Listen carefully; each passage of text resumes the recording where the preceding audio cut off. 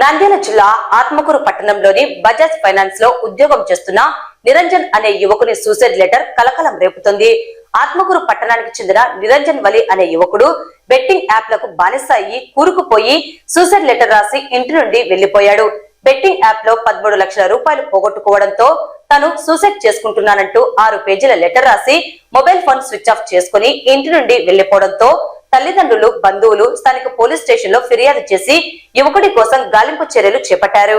ఆ యువకుడు రాసిన లెటర్ ప్రకారం బెట్టింగ్ యాప్లకు బానిసను అయ్యారని, బెట్టింగ్ వల్ల తీవ్ర అప్పులు చేయడం వల్ల గతంలో పలుమార్లు తన తండ్రి అప్పులు తీర్చాడని, మళ్లీ అప్పులు చేశానని, తన తండ్రికి మొహం చూపించలేనని బంధువుల దగ్గర ఉన్న బజాజ్ కార్డులలో వారికి తెలియకుండా డబ్బులు తీసుకుని నెల నెల చెల్లిస్తున్నానని, అయితే ఒక్క నెల చెల్లించకుండా ఉంటే కస్టమర్లకు ఫోన్ వెళ్తుందని, అప్పుడు కస్టమర్లకు తెలియకుండా డబ్బులు వాడుకున్న సంగతి వారికి తెలుస్తుందని, అప్పుడు నాకు జైలు శిక్ష పడుతుందని, కావున నేను ఆత్మహత్య చేసుకుంటున్నానని వ్రాశాడు. అయితే ప్రతి నెల ఎల్ఐసి చెల్లిస్తున్నానని, నేను చనిపోయిన తర్వాత ఎల్ఐసి డబ్బులు వచ్చిన తర్వాత అందరి అప్పులు తీర్చాలని లెటర్లో రాసి ఇంటి నుండి వెళ్లిపోయాడు. అయితే నేను చనిపోయిన తర్వాత ఎవరికి సూసైడ్ అని చెప్పవద్దని, సూసైడ్ అని చెప్తే ఎల్ఐసి డబ్బులు రావని, ప్రమాదం ద్వారా చనిపోయానని చెప్పాలని లెటర్లో రాసి మరీ వెళ్లాడు.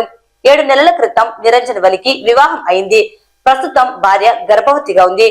కుటుంబ సభ్యుల ఫిర్యాదు మేరకు మిస్సింగ్ కేసుగా నమోదు చేసుకుని నిరంజన్ కోసం పోలీసులు గాలింపు చర్యలు చేపట్టారు.